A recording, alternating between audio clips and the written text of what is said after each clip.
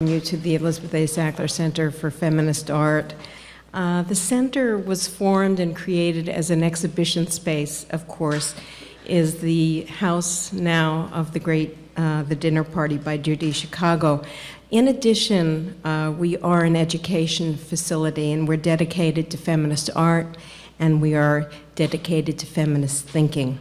Our mission is to raise awareness of feminism's cultural contributions in the world, in the country, and to educate new generations about the meaning of feminist art. And it's always been a pleasure having our lectures and panel discussions here because we do have wonderful array of ages and people from different walks of life. And it's a real pleasure to be able to have succeeded in part in our mission.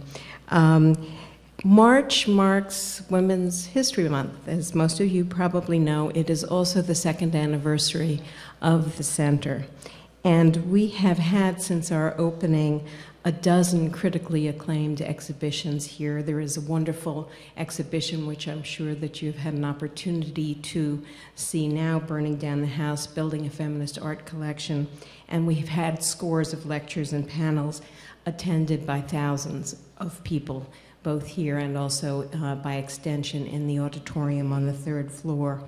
It is a great honor and a pleasure for me to have Carrie Mae Weems come to speak to us today. I'm delighted that she's here, and I would like to ask our interim curator, Lauren Ross of the Center for Feminist Art, to please introduce her. Enjoy and have a very good weekend. Bye-bye.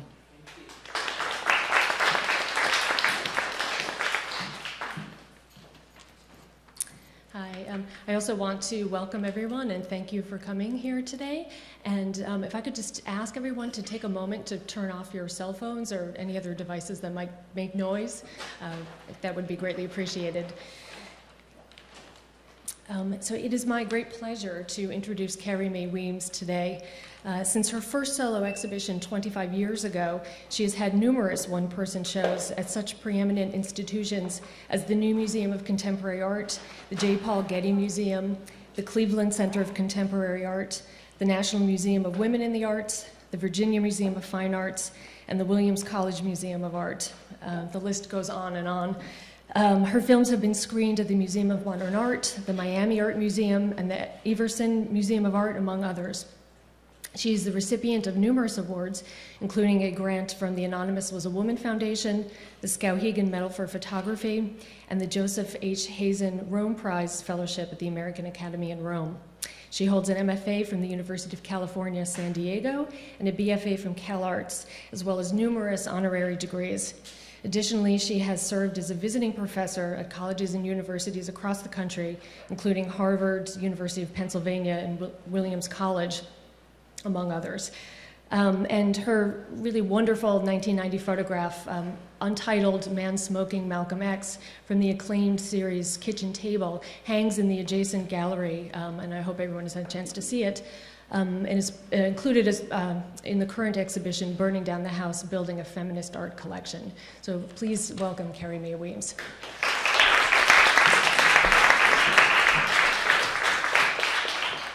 I sound like a girl that's been around, a girl about town. Thank you very much for having me, inviting me. I think that what you've done, Elizabeth, is really extraordinary and really important and really serves as a model for a kind of practice that's really important and that I hope that any number of other like-minded souls will pick up the baton and carry it forward because it's so important. Lynn, thank you very much for your introduction. So it's just kind of an extraordinary time. And as I'm reminded as I walk through this exhibition, there's a wonderful poster by the Guerrilla Girls. It's outside, and it talks about the advantage of being a feminist artist. One is that you can always count on having at least 4 jobs. So And I think also I'm going to say that you have to excuse me just a little bit, because normally when I start a talk, I really do like spending a great deal of time talking about all the other artists that have influenced me. I don't really like talking just about my own work. I think that it's really important to acknowledge some of the many extraordinary artists that have served to influence you, that you've gained so much information from. And that one of the things that you understand as you become involved in your practice, engaged in it, is that there are any number of people actually who are working with you, constantly helping to widen the path so that you might be able to do your work. And that there is, there's this sort of erroneous sense that one does this on their own, right? You really don't do very much in this life on your own, including being an artist. There are people all around us who are widening the path and making it possible. One of the artists who I have a great deal of respect for is here today, Janet Henry, who I think is just an extraordinary artist, wordsmith, and craftsperson who makes things, pieces of work so kinetic and exciting that, if you wear one of her pieces, people float from across rooms to just sort of take them up off your body and say, "What is this?" So I really do like starting my work talking about what other people have done. And so I'm sorry that I don't have some of that work for you today. What I thought that I would try and do, and I would actually like to bring down the lights just a little bit if we can. I just wanted to zip through a lot of work. I'm always working. I'm always working. I'm always in my studio. I think I'm in my studio every day, almost without fail. And I'm working on any number of projects constantly. Not that I'm scattered, not that I'm working on many different things, but rather concentrating my efforts around the consolidation of any given piece at any given time, whether it's the Kitchen Table series or it's a piece like From Here I Saw What Happened and I Cried, or something like this from the Sea Island series. Because of my background is, when I started school, really I thought that I was going to be a scientist. I was really interested in genetics when I was younger, and astronomy when I was even younger than that. I was always looking towards the stars and trying to, I think, understand something about the world that we lived in and how to grasp that. Even as a 12-year-old, how do you understand the making of the world?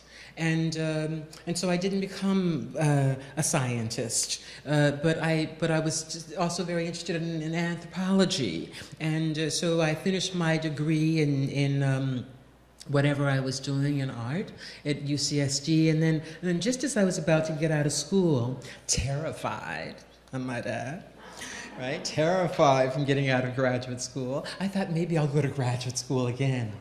And so I went to UC Berkeley, which was a really great place to go to school. And there, I was right down the hall from the folklore department, from the anthropology department, but I was actually in the folklore department in this instance. And so in some strange way, I'd sort of worked my way through this sort of maze of interest, in art, in a kind of cultural history, and in the history of culture. And for me, I went through that door through the lens of folklore. And I suppose in one way or another, of course, I've never thought of myself as really a folk artist, but really as a person that's really deeply interested in the way in which then culture works, the engine of culture. Folklore being one of those engines, and trying to then understand something about the world through that particular lens, right? Something about the way in which we think about ourselves, and the way in which we arrange our lives, the way in which we arrange our the aesthetics of our life. the way in which we arrange a kitchen table or a bedroom or a pan of water or a sheet of paper on walls. All of those things. And I think then probably that then sort of links even more deeply to these ideas that I have about cultural politics and social politics as well, right? So starting from this sort of very small place of a kind of material culture and how people arrange their personal environments to ultimately how we arrange society in itself. Before many of you came in, Elizabeth and I were actually talking about that arrangement of society and the sort of shift, this great shift in the American imagination that we can see evidence of right now in the election of President Barack Obama, right? That it really signals for us. It's the evidence of the way in which we think about ourselves contemporarily as Americans, as American culture, as a nation, and what this nation then therefore might need. Right? We express that then through our actions, right? And our charge. I think it's really sort of an extraordinary thing. Perhaps I think, I know that there are a number of students here. And I know that, you know, in sort of in the midst of working, one of the things that we're continuously asking ourselves is, when and where do I enter? And what is absolutely singular and significant about my particular expressive utterance, my particular sound? What is my voice? What is my voice and who am I? And what am I charged to do? Is it just about me, or is there something larger than me that I have to speak to? Can I speak to myself and speak out of myself simultaneously? Where are the roots from which I can pull the essence of the work that motivates me, that gets me up in the morning and drives me to do something that's larger than simply think about me, right? Even as I think about myself, because there's, of course, we have to do that too. We have to take care of who we are. For me, I think, in some wonderful moment, after battling through a whole host of mornings and years where I cried and cried and cried and cried. One morning I got up. I had just started working on Kitchen Table. I was just scratching my way through it. I was teaching, I was working with sort of amazing young students, all of whom were reading all kinds of feminist theory at that moment, and Laurie Mulvey had come out and she had written this sort of singular work, and young women were really trying to figure out ways to image themselves. They just didn't have a clue of how to really describe themselves at that moment. It's fascinating. I think things have changed a lot. But back in, you know, in 1985, 86, 87, young women really had no sense of how to image themselves. And black women had not been imaged in a way that it was in a way that I could appreciate or admire, so that we were in this quandary, in this place. And I started working on this series, using that space, I think, in the way that any number of women, I think, have importantly used interior spaces, the home space, the domestic space, in order to craft their image making, right? Cindy Sherman works alone in her little studio. Right? On the other hand, Crutzen works with, 13, guys with tons of equipment, and, they're like moving the world, these sort of architects, right? And this, men work very differently. They do, and they continue, I think, in a lot of ways, to work very differently than women do. So we're like sort of in these sort of domestic spaces trying to figure out some things about ourselves and trying to figure out the nature of our voice. I'm working with students. I'm trying to like figure out how to teach them as I am teaching myself, and I'm growing myself and changing myself. Trying to figure out a way in the space of interrogation that I could question things about who I was as a woman, what this relationship is, what this thing called monogamy is all about. I mean, I've always really been a big polygamist. Right? So I'm trying to figure out like a number of different things about the nature of the family, where I fit into this, when and where do I enter in this dialogue.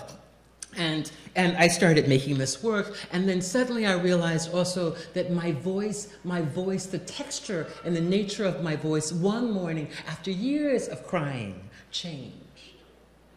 And I remember waking up, and my best friend called me, Meg Scales, who's also an amazing artist and writer in her own right, unknown, unappreciated, unexamined, and unexplained, but fabulous nonetheless, which is why it's so important to champion and encourage one another even in the face of the daily force. And she called me up, and I answered the phone in a voice that was so different that I put down the phone and I walked around the room for a few minutes thinking, who was that? And somehow I realized for the first time that it was sort of the root of myself and my mother and my mother's mother speaking through me in this very unique way, that I had somehow finally located the root of myself in a certain kind of history, in a certain kind of experience. In an experience, I think the reality is that I probably attempted to deny at a certain moment. Huh? You know when you're like, you're going out on your own, you think you're grown, you think you know it all, right?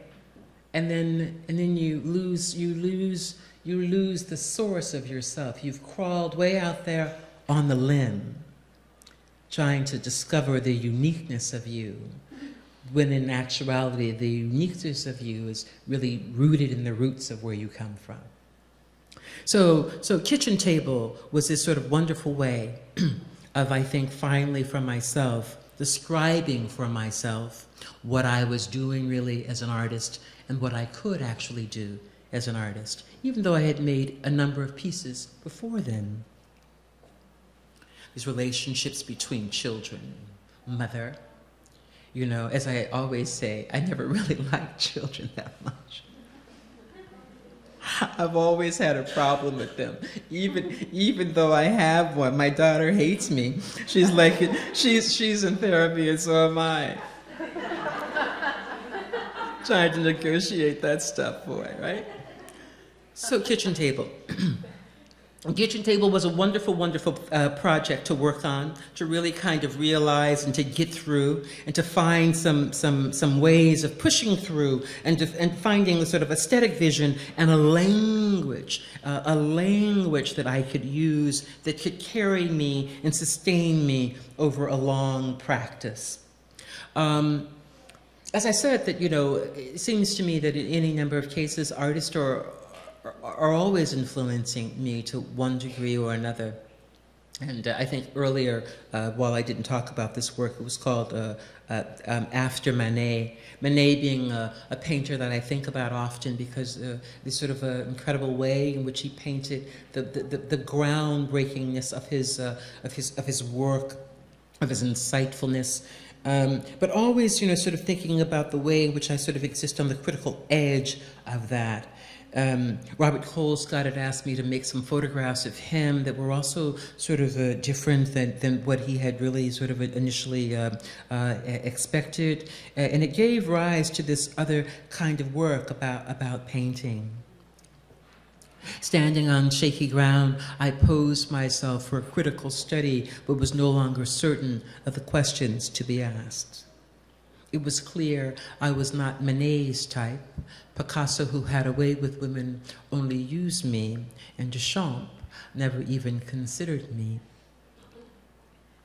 But and then it goes on to say something like, but it could have been worse. Imagine my fate had de Kooning gotten hold of me. And so before doing that piece, Robert Colescott. This is a piece with Robert Colescott, and again, thinking about, again, this relationship to painting and the way in which women can often be complicit in their own victimization. I think it is really important to claim responsibility where one needs to claim it. How am I complicit in what happens to me? How do I relinquish authority and power to men or to any other entity in my life that then orchestrates it and controls it and bends it and flexes it to its own need, its own will? How am I responsible for what happens to me? Seduced by one another, yet bound by certain social conventions. I think this is out of order. You framed me and I framed you. And even though we knew better, we continued that time-honored tradition of the artist and his model, and that we both knew that ultimately we were being framed by modernism.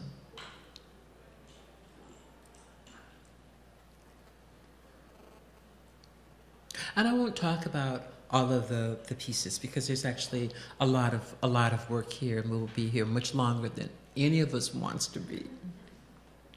But from the Africa series that was shown at MoMA a few years ago, maybe in 97, 98, 99, I'm not sure. I'm really bad with dates. It was another way of looking again at sort of ideas about the relationships of men and women. The text really looks at this notion of the first man and the first woman, and that taking place, you know, as Richard Leakey has said, with the origins of man, someplace on the eastern coast, really, of Africa. And so I sort of look at that, and I'm pretty interested in architecture.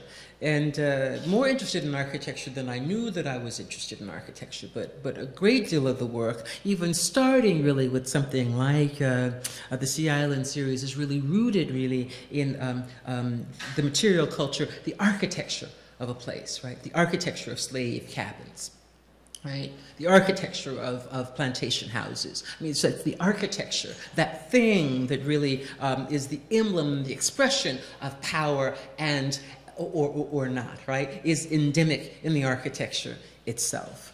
And these relationships then that are played out, I think, in a place like Mali, around sort of the gender and the gender specificity of architecture is something that I find really amazing. So that these structures, you know, like the lower half of a woman's body, or this structure, right, speaks so profoundly about the relationship of gender, in the construction of society. We know that this is male space. We don't have to ask. It's inscribed in the architecture. It tells us who's going to be there, who isn't going to be there, who's invited there, who's not invited there. Very, very, very important ideas. To the same extent that we know something about the architecture of slavery.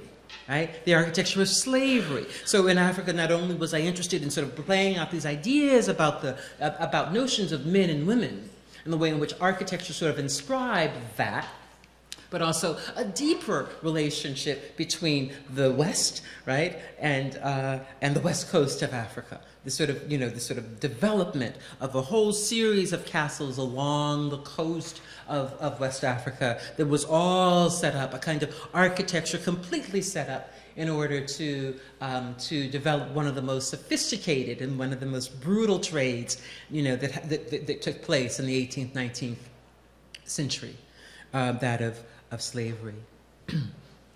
So that way of working, that way of looking at architecture, and I come back to it again and again and again and again and again. It's really there. And it was only sometime I think maybe in the early 80s that I really realized that I was really fascinated and really deeply interested in the structure of things, and the structure of things, and the structures of power. From dreaming in Cuba. In Cuba, I wanted to be with a number of different kinds of people. I started doing, I realized at a certain point, your work really teaches you a great deal about who you are and what you're up to. And I realized at a certain moment, oh, actually, I'm really very much involved in performance. I am really very much involved in performance, but when I started pieces like the Kitchen Table series, I was not thinking about it in that way, but it was absolutely about a certain kind of performance, a certain acting out that would then be photographed. And there were all those sorts of ideas about creating something that looked as a document, but there was really a highly constructed tableau. That was another thing that I realized that I was very interested in, but the work was telling me. I wasn't really telling the work that, even when I thought I knew what I was doing. The work kept telling me actually what I was doing, right? That you are interested in these kinds of things. You're interested in structure in this way. You're interested in performance in this way. You're interested in this character that you're developing, this character, this person that stands in for you. You're interested in her in this very particular kind of way. She is leading you. She's telling you what to do. She is the one who gets me up and out of bed in the morning. She's sort of like my muse, this voice and this entity that I can follow and document her engagements and her interactions with the world. And so she's become really important to me. This form of myself, this sort of alter ego of myself that I can construct and bend in certain kinds of ways. I can get her to do things that Carrie wouldn't necessarily do, which my husband likes sometimes. So that in Cuba, I did a series of enactments that I wanted to know what it was like, for instance, to work in sugarcane fields. So I worked with a group of women for the day and for morning in sugarcane fields. I wanted to know what it was like to be at the Wilfredo Lom Center in Cuba, and so I worked with them over a course of days so that I knew something about that space. I wanted to know what it was like to roll tobacco, so I worked with tobacco workers for a period of time to learn what that was about that space. I wanted to work with a griot and a healer, so I went to a healer and I worked with him for a day so that I knew something about that space. So using myself and using that experience in order then to sort of negotiate the work, to develop the work and to develop ideas about what I could know. And I suppose also, you know, that becomes like the thing that's really useful and purposeful for me. And I guess maybe in some ways art becomes sort of like the excuse for another range of experiences that I absolutely feel like I have to have, like I have to know, like I have to know. I can't. Nobody else can tell me about it. You know, I can't be like an armchair traveler, for instance. You know, my husband is a great armchair traveler. I admire that quality in him because it gives him a certain amount of calm. But I have to get up and go out into the world and sense it and feel it and brush up against it in a certain kind of way. A lot of the projects that I've been doing for a long time now have been in one way or another projects that have been commissioned. And so I've done any number of commissions over the last, 15, 16, 20 years. The Beacon Project was one of them. It was that sort of trying to figure out what was going on in Beacon as Dia came to Beacon, New York, up there on the Hudson, how the city would change, what those changes would be. And so I worked in Beacon basically for just about 3 years. I had a little store, a little shop on Main Street called the Record Shop. And invited the citizens of Beacon and the new arrivees to Beacon to come in and to leave their stories about the place, about Beacon before Dia arrived, and after Dia had been there for a period of years. And then it was sort of, you know, designed so that I would be there for 3 years, and then we would invite the next artist to come after me. I think we were hoping to invite Tim Rollins and the KOS to come after, and that they would also then develop their record of Beacon and the sort of transformation. So that, for instance, when I first went to Beacon, you could buy an apartment for about, or a house for about maybe $40,000, right? Several years later, it's $400,000. So that it's really shifted the population around in the city. And that's all I'll tell you about it, because there's a lot. But I did go along Main Street, and every 6 months, I guess, we photographed every single building along Main Street so that we could then sort of see what they became, from these sort of burnt out structures to structures that were finally boutiques and restaurants and etc. Right? The sort of thing that happens when development comes in, and the population also begins to shift and turn into something else.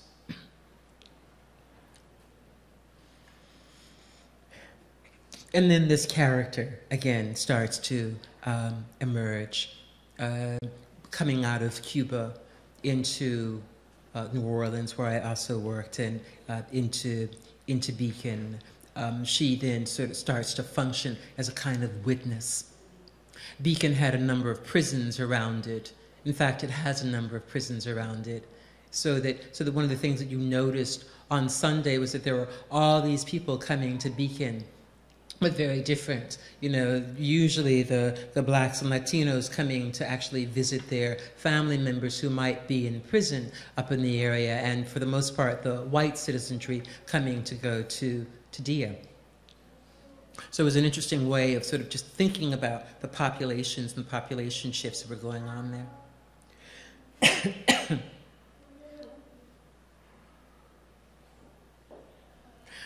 From here I saw what happened and I cried. A commission that was commissioned by the Getty Museum. And as with all of my work, there's always some sort of contention around what I make. And but it's always instructive and useful and engaging. I think for this project, Harvard was going to sue me, and then who else was going to sue me? A lot of people were going to sue me for this piece. And then it made it more complicated when Harvard decided that they were going to buy the piece. From here, I saw what happened and I cried.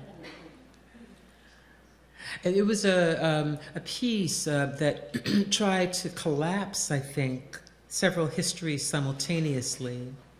On the one hand, it was looking at the way in which African Americans had been historically represented in American photography, but it was also sort of the history of photography simultaneously, another kind of history of photography going on simultaneously. Thank you. You became mama, mammy, mother, and then confidant. Descending the throne, you became foot soldier and cook.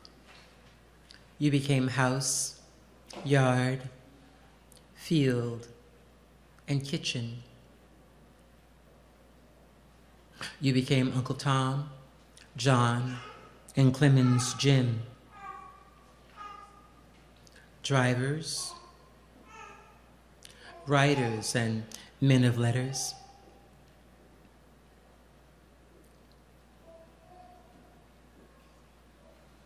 For your names you took hope and humble.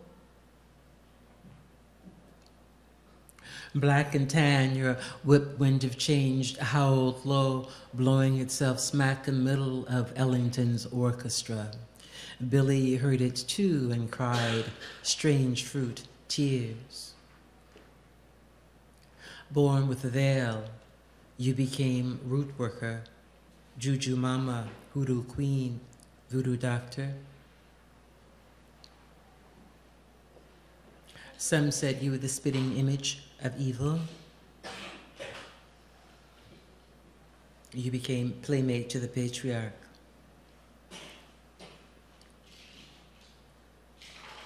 And their daughter. You became an accomplice.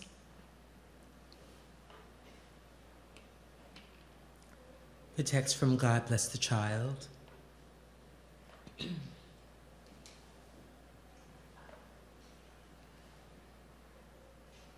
something about mulatas in the mix. But your resistance was found in the food you placed on the master's table, hot.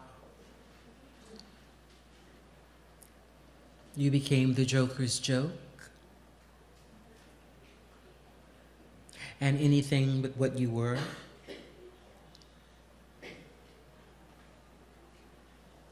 Some laughed long and hard and loud. And the others said that the only thing a nigga can do for me is to shine my shoes. You became boots and spades and coons. And restless after the longest winter, you marched and marched and marched. And in your sing-song prayer, you asked, well, didn't my Lord deliver Daniel? And so it was another really important piece to work on, the sort of series of appropriations and using the kinds of things that had already been made.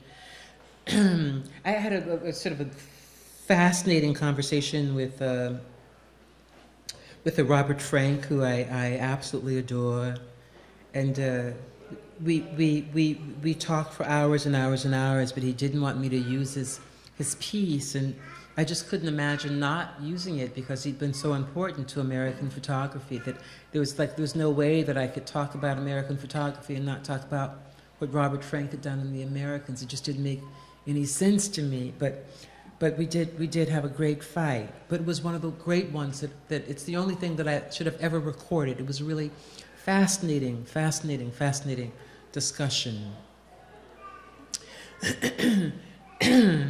And then at a certain point, I started wondering about how to sort of get off the walls for a bit. And so I made a series of pieces, that are these prints that are on diaphanous cloth. And there are 3 different pieces. One is called Ritual and Revolution, the Jefferson Suite, and I think the Hampton Project. And there are 3 really interesting projects. They're all very different. The Jefferson Suites really sort of speaks to my real interest in science and the mapping of the human genome and what that meant, what that might mean to us in the future. Ritual and Revolution, looking at the way in which we operate in the world as world citizens, and the Hampton Project, looking specifically at that Hampton Institute, which was the first university or college in the country to admit both blacks and Native Americans. That also was like another really interesting project because Hampton University, for some reason, decided not to take the exhibition, even though it was like a traveling exhibition, and there was this really beautiful book that had been made.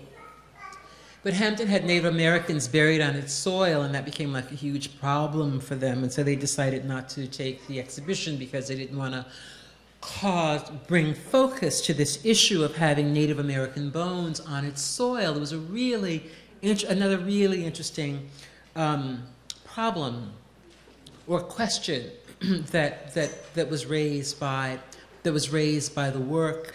But then further raised by their resistance to showing the work, because everybody wanted to know, well, why aren't you showing this piece? It's showing every place else in the country. I mean, it was really kind of fascinating. But again, it was a really wonderful project to work on nonetheless. I'm really sorry they didn't go there. And with all these projects, there are all these sound components to them. And usually, too, in the last few years with these projects, I've been working with a composer who composes the music for me. So it becomes like a really kind of wonderful collaboration between me and other artists. I do like aspects of collaboration, as long as I can tell people what to do. I'm really selfish that way. So it was important to be able to make these kinds of projects. It was a way of sort of stepping back and asking the audience to participate with me in a different kind of way. That the audience literally had to move through these works. That you couldn't sort of walk around the perimeter of the room, but you had to really go into them. And so that there was something about being the observer and the participant, right? That you were in it and that you were of it. That you were surrounded by the work, and that you were a part of the work, and that you were inside the sort of history. And it was a very important way of working. I learned a great deal about myself as well in making this work. This is from the Louisiana Project. I was commissioned by Tulane University, interestingly enough, commissioned by Tulane to do something around the bicentennial of the Louisiana Purchase. Fascinating. I mean, American history is so amazing. It's so complicated and convoluted and messy. You know, I guess as most histories are, right? You know, and but it was a wonderful way of sort of cracking open a bit. You know, what that system of relations had been about in a place like New Orleans that is other really than any other city, any other state really in the country. Louisiana is its own special place. In part, that is because of its geographical location, but also in the way it was formed in its relationship to the United States, right? And it was French, it was Spanish, right? You know, and that you know the sort of became this curious sort of European city on American soil, right? And the relations between blacks and between whites, who was who and what was what. I mean, in Louisiana, you never know. You never know, right? This relationship between, freed black women and white men, right? That a whole system develops around this. There are balls that are given around this. That only, free women of color and white men are invited to. Right? These very deep social systems that are set up. And there's also a film that goes along with this piece called Meaning and Landscape. Maybe if we're lucky, we might be able to see just a little bit of it, because it's really kind of a wonderful shadow play around this idea of the relations of men and women as it's played out in a place like New Orleans. Social Studies is my little organization. I work with a number of different artists to do projects around the country where people wouldn't necessarily think about hiring us necessarily to work in their small communities, because they would automatically think that they couldn't afford to work with us.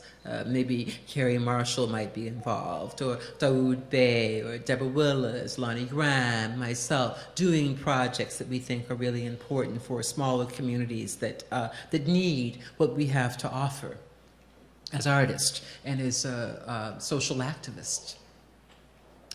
From 22 million very tired and very angry people, who is the opposition, where is the opposition, and so forth. My interest in these questions, and in sculpture. From Tatlin's Monument, the Third International, a little replica of that.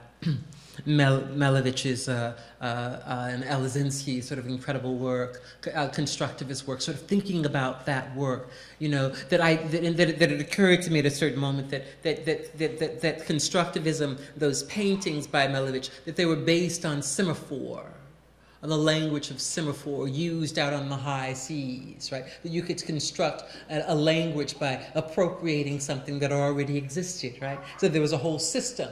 There was a whole system and order that people around the world already knew, right? So you could call it internationalism. I mean, it was just sort of what a wonderful idea, what a brilliant idea, right?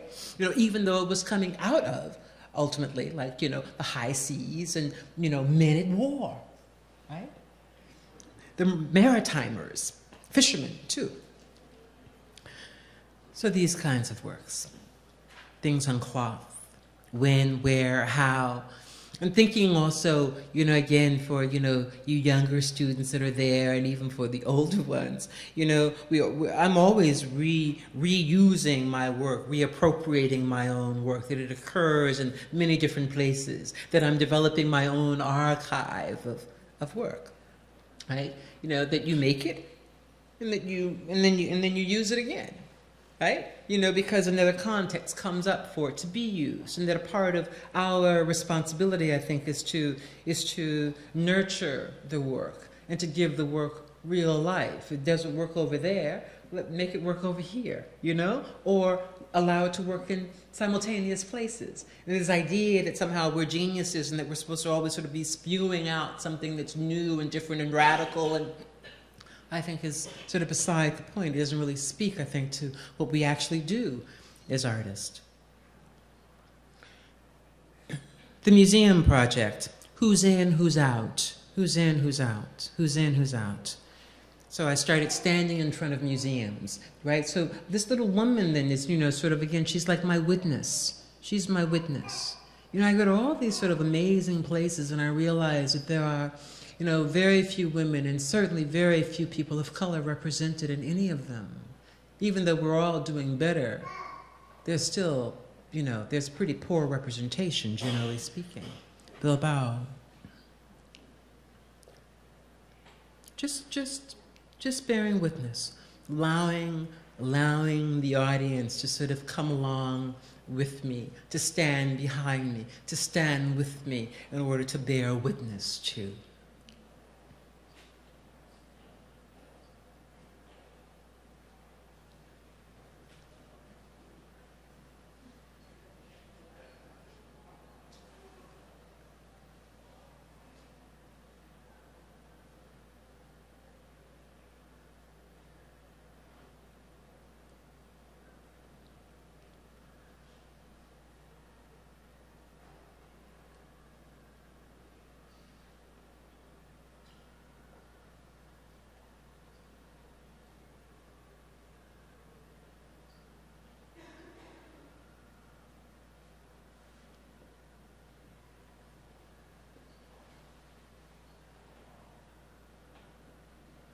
I often think, how do you get into these spaces? Who invites us in?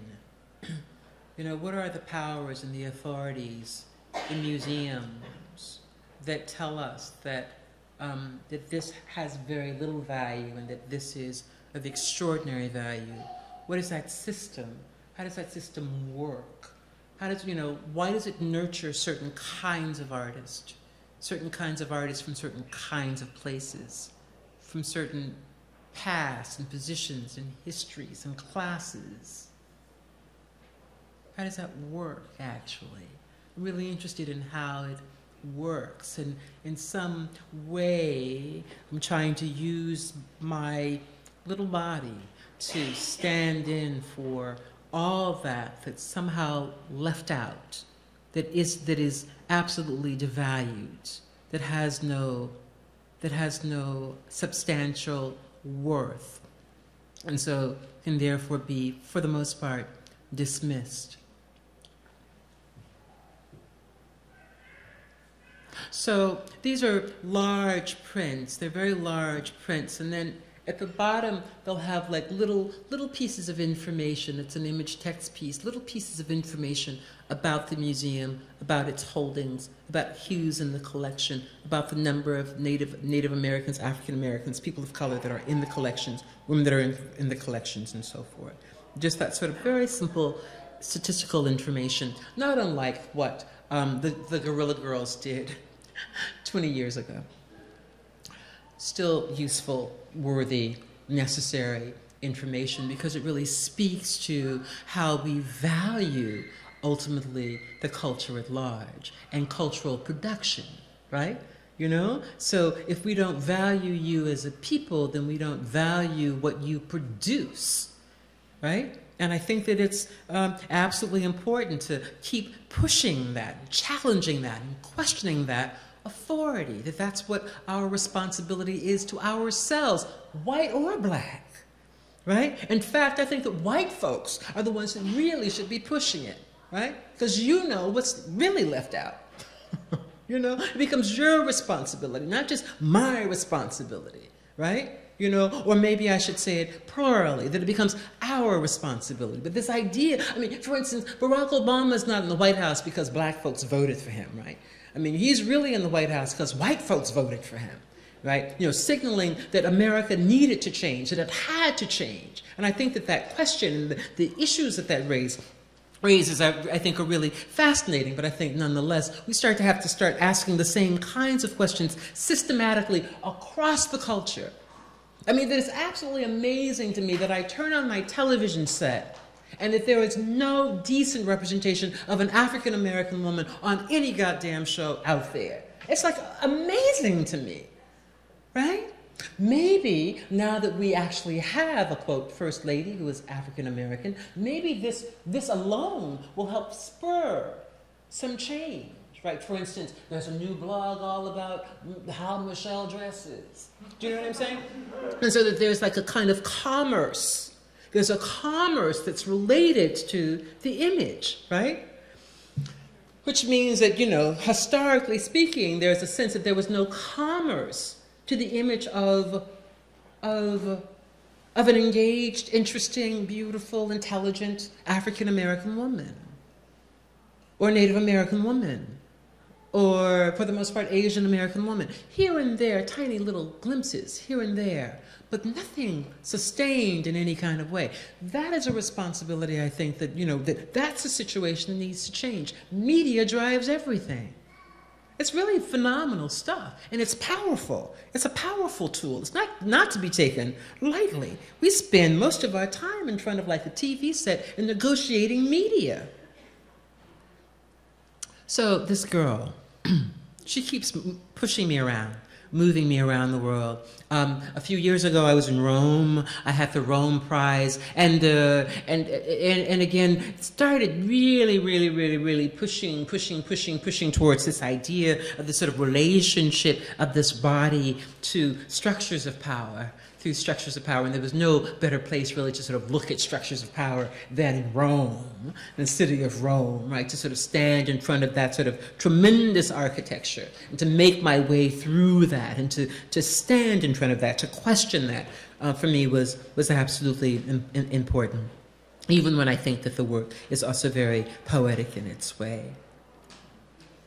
And so I moved around a lot. I moved around the city a lot, always with this sort of question of power and how it's inscribed really in the architecture, always really at the core of the work that I was doing, whether I was doing that in the Jewish ghetto, a very important part of Rome, or in this section of Rome, which was the most progressive and the most revolutionary part of Rome, continues to be the most left-wing section of the city, in San Lorenzo, a very important place to work.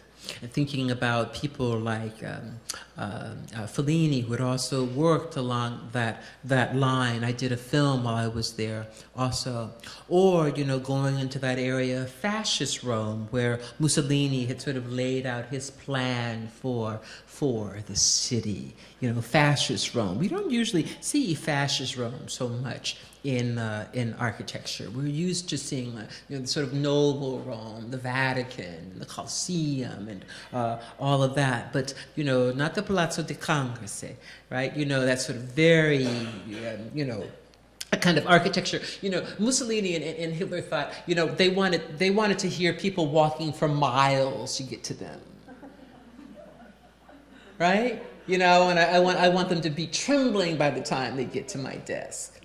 You know, and so they sort of set up this architecture to function in that way. And so being in that section of Rome, in the Aora, was very important, and I went there on a number of occasions to photograph. As I said, I work pretty much every day.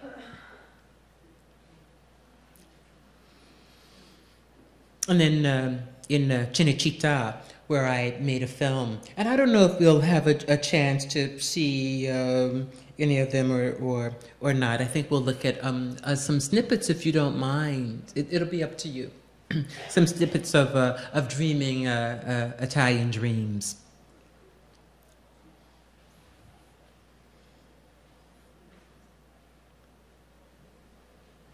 And then this is the sort of the last piece,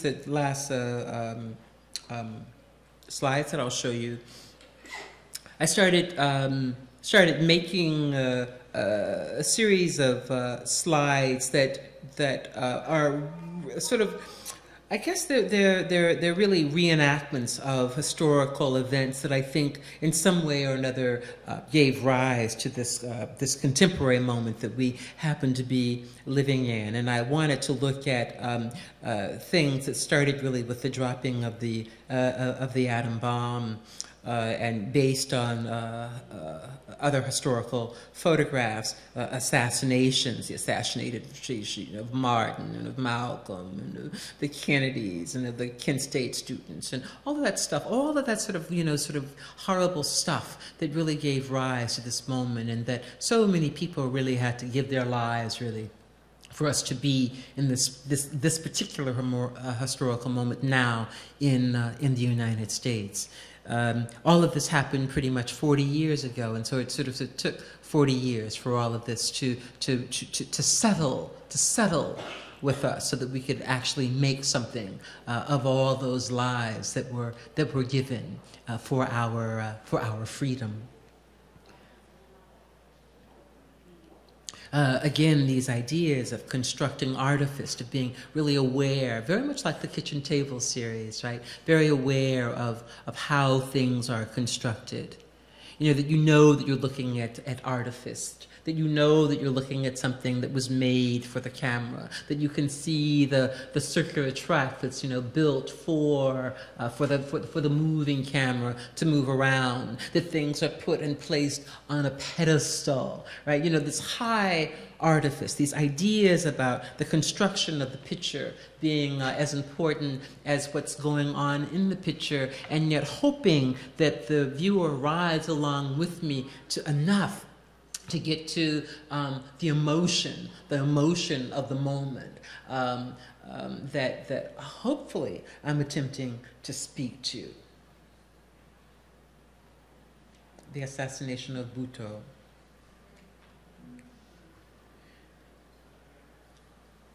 And in these pieces, I've been working with young people, with young students in various colleges, and it's been really kind of wonderful. I started this project with Amaya Mesa Baines students, a wonderful artist, Amaya Mesa Baines, and all of her students. These are some of her students in Monterey, California, who are children of farm workers. And working with them was like a dream. They were fabulous. Now we're going back, and they are now going to be reenacting their parents who are farm workers to sort of talk about their story. The students at STAD Atlanta, the Savannah Center for the Arts, were the students who are Jackie and John Kennedy. They were wonderful, wonderful to work with, and really helped me figure out a lot of work. And the number of people who came to Atlanta to work with me, to be a part of this, was really extraordinary. An image called The Capture of Angela. and then at Miles College, where a group of students worked with me on the reenactments of the riots of Birmingham. I mean, it was just, as I said earlier, we don't do any of this stuff by ourselves, right? A group of sisters who are living in a halfway house, that I thought it might be really wonderful just to turn them into angels. On the photographs, there were a combination where you might have a picture of you and your back, and then you place that in a church or somewhere. It starts with Baroque and Larry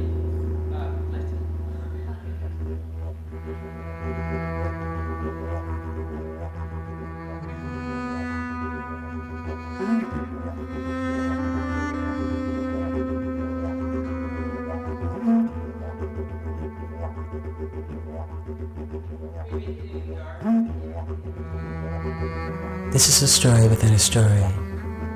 How to enter this history, what to show, what to say, what to feel. It was a creation myth, how things came to be as they are. In this constructed place, our classroom, we revisit the past. The students examine the facts and will participate in the construction of history, a history that has been told to them by others. But now, with their own bodies. They engage their own dark terrain, their own winter.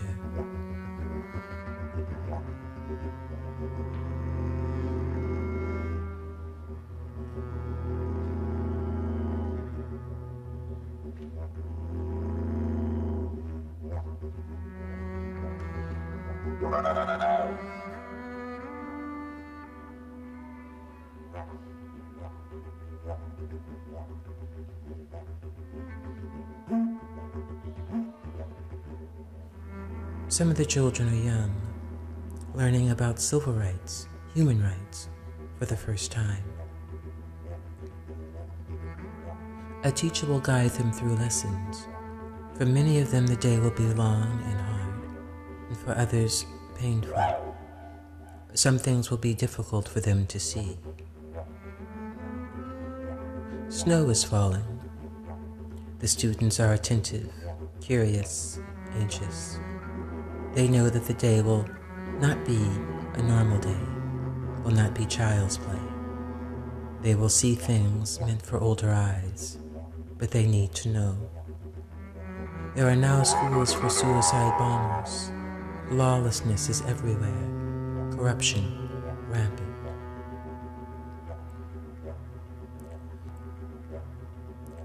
She tells the students that the bright lights of history are now shining down on them, on her, on them and us together. And now all things are unavoidable.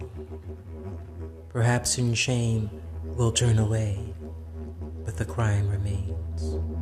The age of innocence is past, and you are now responsible for your own future.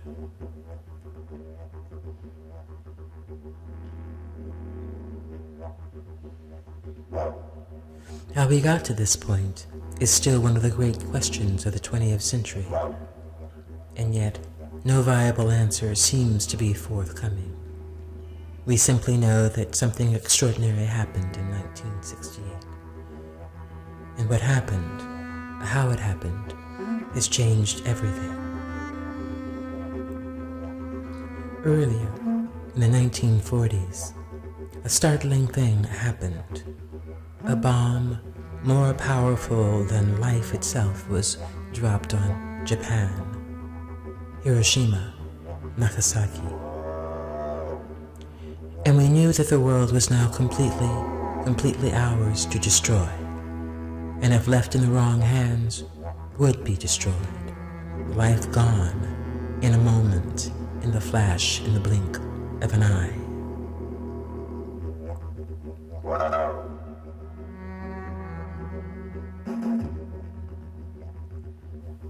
This is a story within a story, a key, a peephole.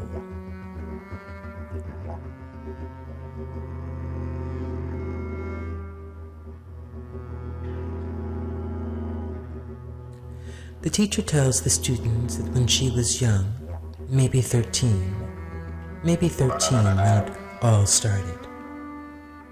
Her world, like theirs, had been a world for the most part that was filled with play, with fun. Like them, she had been protected from the horrors of the world, had been shrouded in comfort, in innocence. Then came the war. The war to end all wars, and the assassinations, and the murders, and things changed.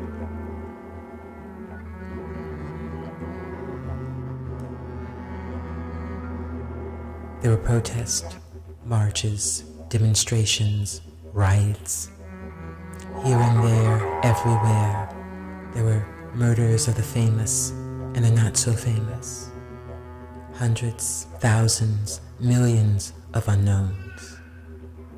Like thousands of others, she joined the demonstrations and felt the crush of the police baton on her back too, and ran for cover, regrouped and demonstrated again.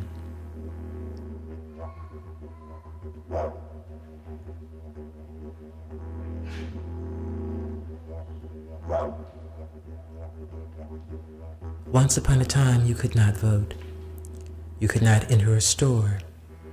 You could not try on a pair of pants. You could not take a casual stroll. You could not speak unless spoken to. You could not be unless recognized. You could not sit at a lunch counter. You couldn't see a movie.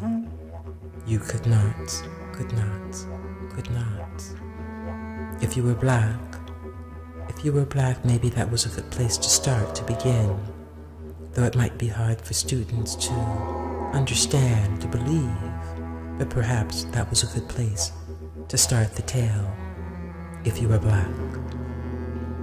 I go to a diner for coffee, nothing more. The waitress is beautiful, she's white. She pours me a cup of coffee, and I talk to her. Jim Crow is almost out of our system. I talked to her about things that matter.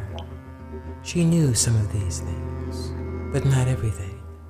Not everything on my mind. Not everything that had happened. I ask her for coffee. She pours and readies herself to hear a story, to hear the tale. The story makes her uncomfortable. The hard layer of reality rattles her. I could see it in her eyes.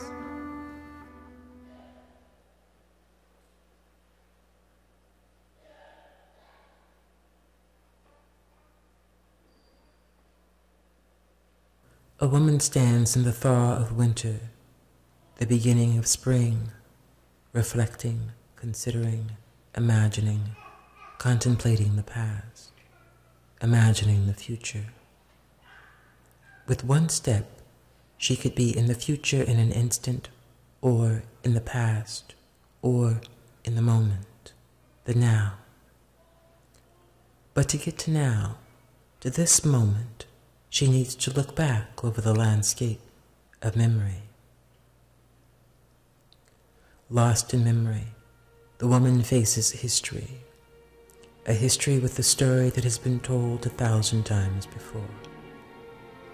If you look on the horizon, here and there, first seen, now hidden, are little sightings of hope, or dreams, of memories.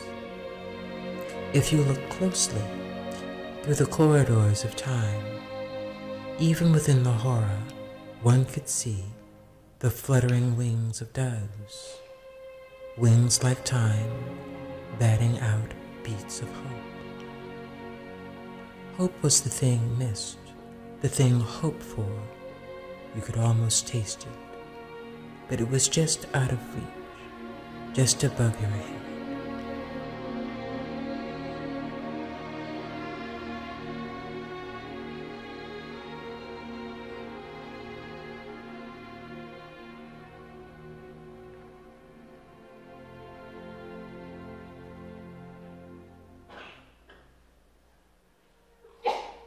Exhausted from the tyranny, the lies, the manipulation, the mystery, the mayhem, the assassinations, we stumble into the next century strung out, stunned, looking back over our shoulders with fingers crossed. The strategic manipulation of politics and public opinion has had its way. We're tired.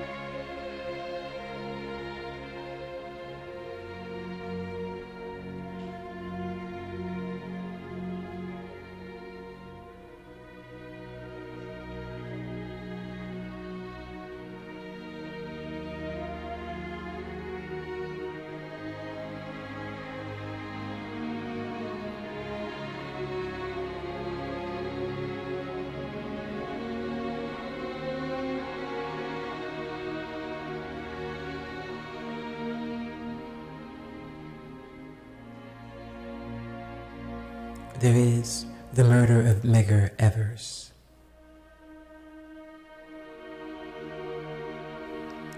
The assassination of Martin.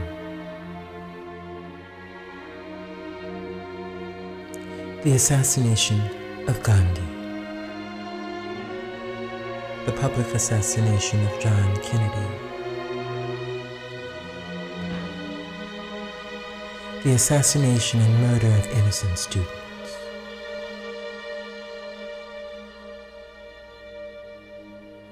The primetime assassination of Robert Kennedy.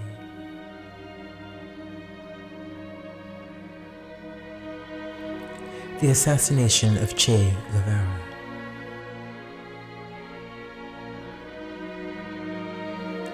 The assassination of Allende.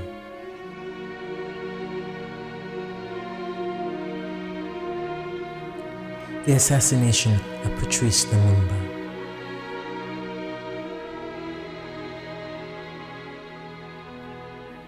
The assassinations, the assassinations, the assassinations. The brutal assassination of millions of Jews.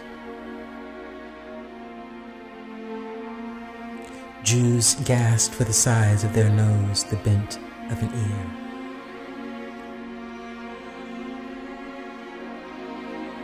For religious belief, for the jobs they held, for the trades they applied, for the color of their skin,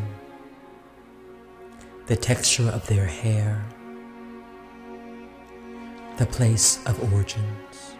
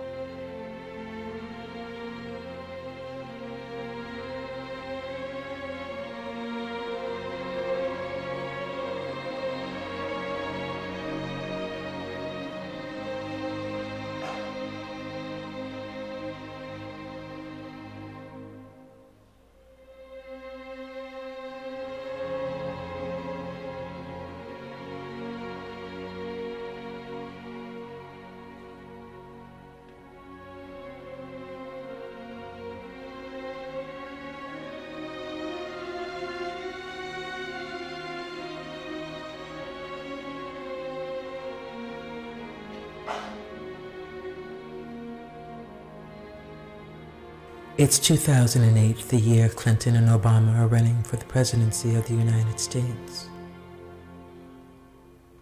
Opportunistic and a woman, Clinton loses to Obama.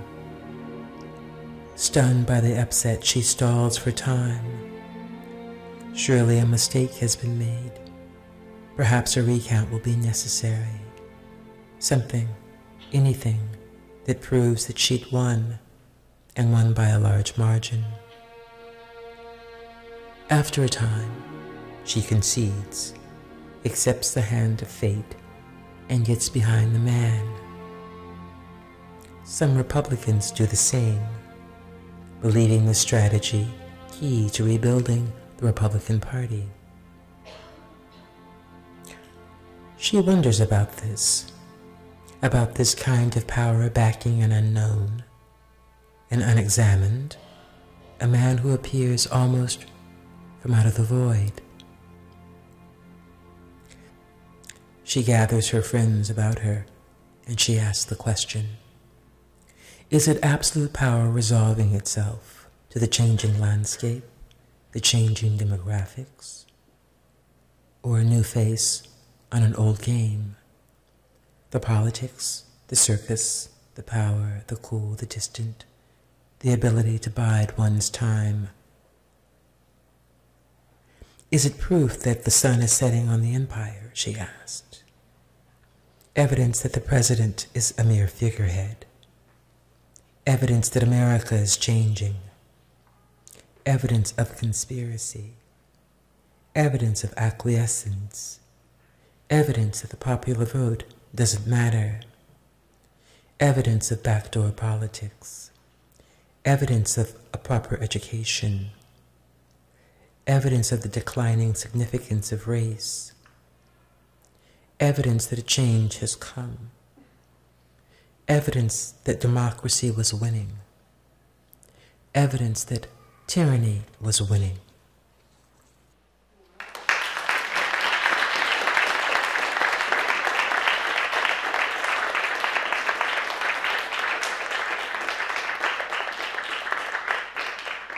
I've always thought of myself really as an outsider, and I think to a large extent I still am, and I think and very much so, and that's not yes, that I have some pieces in some major institutions and so forth. There's a piece here as a part of the Sackler Center exhibition, Burning Down the House, right outside the door, and I have work in collections around the country. But I can certainly tell you this, that I think that in some ways the work that I do and people like me produce, has some value. I think that it has enormous value. But I think that for the most part, most institutions don't consider it to be of major importance in terms of how they really value the work and what they're willing to pay for the work. I was talking to Weston Neff recently, who was the person who commissioned this piece. From Here I Saw What Happened and I Cried. Very important piece, and did a lot of work around it. The money that I was paid was minuscule in relationship to what the Getty really passes out for its acquisitions. In the end, the museum didn't acquire the piece. They didn't acquire the piece. And so 20 years after the fact, the museum still hasn't really acquired the piece, and they're still trying to figure out how to get the piece donated to them in some sort of way. That's one of my experiences, for instance. If they had thought of me as really as a significant artist, there wouldn't have been any question that they would have purchased that piece 20 years ago when they asked me to make it. But 20 years later, we're still dealing with this piece. It's fascinating.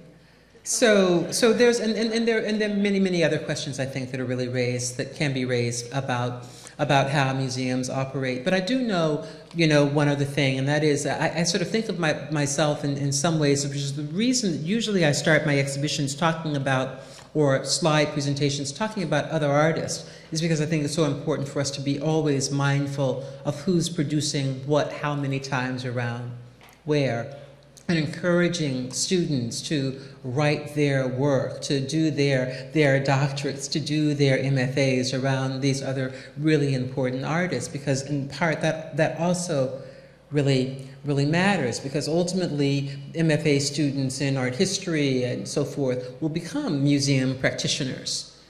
They will become museum practitioners, and they'll work in any number of galleries. What you're exposed to, what you understand, what you understand to be valuable, becomes absolutely essential to then what is acquired and what is pushed and what is validated in the world of, not only within museum, but within the art world generally. So there is still, I think, a kind of space for women artists, that we still earn 50 cents on the dollar, 60 cents on the dollar compared to most men. And in a lot of cases within the art world, it's even worse. It might be 25 cents to the dollar, or 10 cents to the dollar. I mean, it's pretty a huge exaggeration, and a huge difference between, I think, what the vast majority of women artists, how that work is perceived, and the value, it's sort of both its intrinsic value and its monetary value, how that's perceived, and what happens with the work of, for the most part, men artists. That's still true. For younger women, it's starting to change. So let's say that, for my generation of women, it might be 15 cents on the dollar. For women that are in their 20s, 30s, it might be 30 cents, 40 cents on the dollar. It's very interesting and important, and it means something about in terms of how things are valued. Somebody else, the woman in the light shirt. I just was curious, did someone else acquire that piece besides the Getty? Actually, yes, Peter Norden bought both of them. I only did an edition of 3. Peter Norden bought both of them. And but the most important thing is that the Getty didn't do it. That was the important thing. Once we have this ongoing, I thought, friendly relationship, important relationship. But of course, I can talk about things from any number of different places, right? On the one hand, I'm very happy that I had the opportunity to make the work. I'm happy that the Getty was a part of that project. And that a number of important conversations really happened around the making of the project. And I think that in years to come, there'll be even an interesting, a small book maybe that really sort of talks about really all of the deep issues that really happened around making the work. But Neff does realize that he made a profound error in judgment by not acquiring it when he should have and could have. So it's an interesting thing. Yeah. You talked about who you're inspired by, or like the artists inspire you or important. Can you name some of them or speak on some of them, and particularly in conjunction with the movie that we saw, like who inspired you to do that? Oh, yeah. Well, I didn't show you Italian Dreams because I didn't want you to be here too long. But there are, I think I probably wake up every morning and I spend time with like another artist. I wake up and I look at other books and I read things. I travel around a lot with Felix Gonzalez Torres's catalog. There's something in that work that keeps me coming back to it again and again and again and again and again. Stan Douglas, Fred Wilson, David Hammond, who I think is really sort of extraordinary. Adrian Piper, Lorna Simpson, Cindy Sherman, Louise Lyer. There's and then on the film side, there are, at a certain point, certainly in the way in which you know, there's so many artists who've really entered the world of the moving picture video. And some of it, I think some of it becoming sort of very slick and almost sort of like, you know, sort of like movie-like. Sort of like, you know, there's no reason for me to try to figure out how to compete with Hollywood. I mean, it's sort of ridiculous.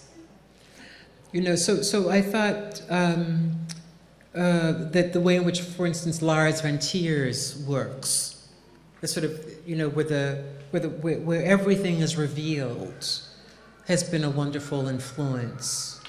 Where everything is really stripped down. Bertolt Brecht was also a very important influence. I go back to Mother Courage again and again and again.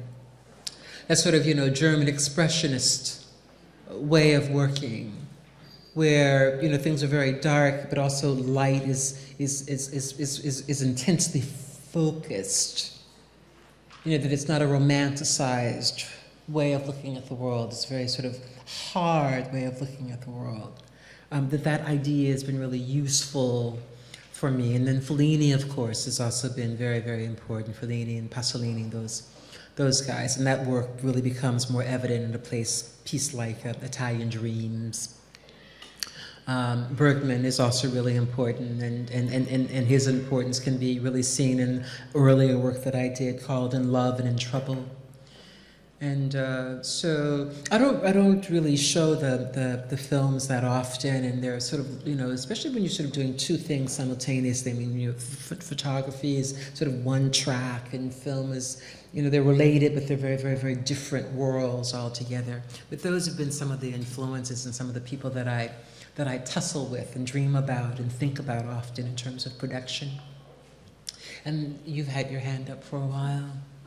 Going back to one of the first questions, we were talking about like 30 cents to the dollar for more modern women, 15 cents for other women. Why do you? And so many industries are still like that, but they have more attention and more equality starting to be brought into that as far as pay because of the attention getting turned and people outcrying. Why do you think that the art world? I know I feel it's often neglected as an artist myself, that it takes groups such as the Guerrilla Girls and artists to speak out about it, but they're never fully recognized the way other industries are. Why do you think that the art world stays so marginalized and doesn't get recognized as being marginalized? Because I think that there is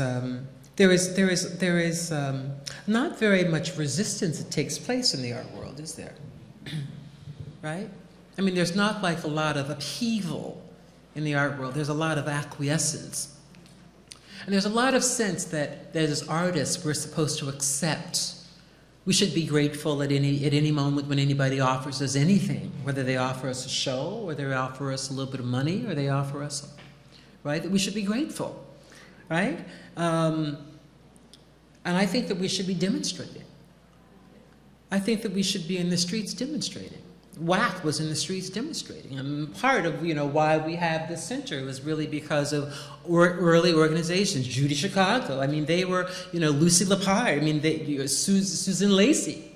They were demonstrating, you know? And then we got really quiet because of political correctness. And nobody wanted to be considered politically correct, and nobody wanted to be considered a feminist. Nobody, you know, I mean, all that stuff. I mean, all of that stuff was completely right-wing and was completely suppressed. And I think that in part, I think, you know, again, I sort of keep coming back to Obama, not simply because Obama is black or something, you know, but rather because he really, you know, because it crystallizes, you know, it crystallizes a frustration with the old order of things, that we have to move on, and that equal justice and equal pay and equal rights and equal opportunity is a real issue that we absolutely have to demand, that we absolutely have to fight for. You know, and if you're like, you know, stupid enough to believe, you know, that is a woman, if you resist, right? If you embrace the idea of feminism, right? That you're going to be then sort of further ostracized, is a way of being an accomplice in your own victimization. It's a way of silencing yourself in the hopes of getting ahead. But as we know, that has not worked. Right? The only time that people really move, I think, ahead in and giant steps is when there is serious resistance. And the art world, for the most part, has not really experienced that. And of course, you know, it's deeply classes. You know, I mean, the class system that's there is enormous, and it's still based, for the most part, I think, around male power. Well, that's, I mean, look around. Right? I mean, it's still, for the most part, based there. That's just white male power. You know, more specifically. You know, I'm happy for the boys. I just want some play. There was somebody else in the back that had a question, and then I think there was somebody else. No? Then let us say, have a great, great, great, great year. Work hard.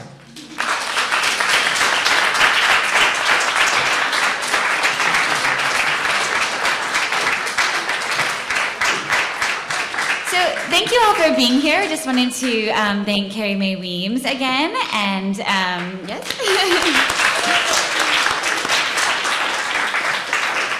And I also wanted to let you all know that about 2 upcoming programs that are related to different things that Carrie was speaking about today. Next Saturday, January 31st, we're going to be having a panel featuring Lorna Simpson and also Thelma Golden. So if you're interested in hearing about from those 2 women, they'll be on a panel called What's Black Got to Do With It, moderated by Elvis Mitchell, who is one of the creators of the exhibition downstairs called The Blacklist. And then also on Sunday, February 15th, we're going to be hosting a panel moderated by Courtney Martin called Politics Forever Changed. And that's going to examine the different ways that the primaries and the candidacy of Barack Obama have changed our society. So we hope you'll join us for both of those. And if you're interested in getting more updates, we have a sign-in sheet in the back that you can get on the Sackler Center email list. So thanks again for coming. Take care.